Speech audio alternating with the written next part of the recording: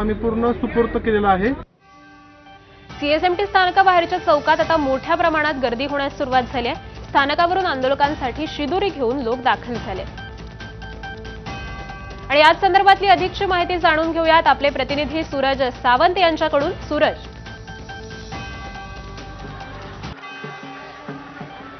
नक्कीच या ठिकाणी आपण पाहिलं तर सीएसटी परिसरात मोठ्या प्रमाणात मराठा बांधव हे राज्याच्या कानाकोपऱ्यातून आता येण्यास सुरुवात झालेली आहे आणि याच मराठा बांधवांसाठी देखील त्यांच्या गावातनं किंवा इतर जिल्ह्यातनं मदतीचा ओघ हा देखील सुरू झालेला आहे। गावाकडनं त्यांच्या जेवणाची, त्यांच्या पिण्याच्या पाण्याची ही व्यवस्था या ठिकाणी केली जात आहे। मोठ्या प्रमाणात शिदोरी घेऊन हे गावाकडचे नागरिक हे आता पुन्हा एकदा मराठा आंदोलनात सहभागी होण्यासाठी येताना पाहायला मिळतात। मी जर दाखवली ही दृश्य तर आपण पाहतोय की लांबच लांब या वाहनांच्या रांगा आहेत, ज्या आज सकाळी 4:30 ते 5च्या सुमारास आलेल्या आहेत, जे या मराठा बांधवांसाठी मोठ्या प्रमाणात शिदोरी, अन्न, त्यावेळी इतर अत्यावश्यक गोष्टी या देखील घेऊन आलेल्या आहेत। त्यामुळे आंदोलन ठिकाणी मोठ्या प्रमाणात मराठा बांधव हे एकत्र जमताना पाहायला मिळत आहेत। कालच जर आपण पाहिलं तर नाशिक मधनं 700 मराठा बांधव हे एकाच वेळी सीएसएमटी स्थानकाहून या ठिकाणी सहभागी झाले होते।